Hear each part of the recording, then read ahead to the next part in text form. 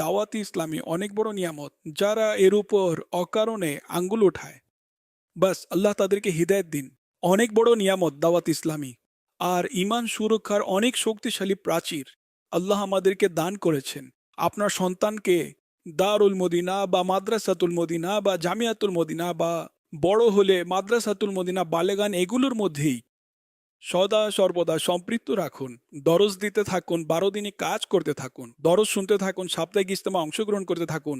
Madani মোজাক্কারা, Madani channel, শুধুমাত্র মাদানী চ্যানেলই ঘরে রাখুন। আপনার আকীদা কখনই পরিবর্তন হবে না ইনশাল্লাহ। আপনি যদি সব জায়গা থেকে স্বাদ গ্রহণ করতে যান না, তাহলে আপনার স্বাদ ও অনুভূতি নষ্ট হয়ে যাবে। এর আশঙ্কা রয়েছে। চারুদিকে শুধুমাত্র এর বিশৃঙ্খলা বিরাজ করছে।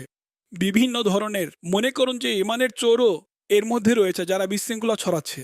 বিভিন্ন ধরনের পোশাক পরিবর্তন করে, রূপ পরিবর্তন করে এবং বেশভূষা পরিবর্তন করে বিস্তারিত মাঝে মধ্যে উপস্থাপন করে, কিন্তু আমি বেশি কিছু বলতে পারি না। সুতরাং কথা হলো, আপনারা বুঝে নিন, দাওয়াত ইসলামী থেকে আকপিছ হওয়ার পর বলবেন না যে এটা কি হয়ে গেল। দাওয়াত ইসলামী জিন্দাবাদ ইনশাআল্লাহ।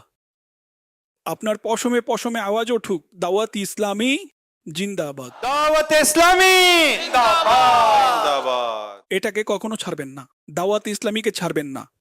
এটাই আপনার সংস্পর্শ, এটাই আপনার বন্ধু। এই দাওয়াত ইসলামীতেই আপনার উঠা বসা, মা বাবা সবকিছুই দাওয়াত ইসলামী ইনশাআল্লাহ। ইনশাআল্লাহ এটা ঈমান সুরক্ষার অনেক বড় একটি মাধ্যম। আল্লাহ পাককে হিফাজত করবেন, আমাকেও হিফাজত করবেন, আপনাদেরকেও হিফাজত করবেন, আমাদের ঈমান হিফাজত করবেন। দাওয়াত ইসলামী জিন্দাবাদ। যদি দূর থেকে কেউ আমার কথা শুনছেন যেখানে দাওয়াত ইসলামীর পরিবেশ নেই, তাহলে মাদানী চ্যানেল প্রায় সব জায়গাতেই পৌঁছে গিয়েছে। আর এখন অনলাইনের মাধ্যমেও ব্যবস্থা করা সম্ভব। অর্থাৎ এমন কোনো মাধ্যম হোক যেন দাওয়াত ইসলামীর সাথে যোগাযোগ থাকে, তাহলে ইনশাআল্লাহ মদিনা মদিনা হয়ে যাবে।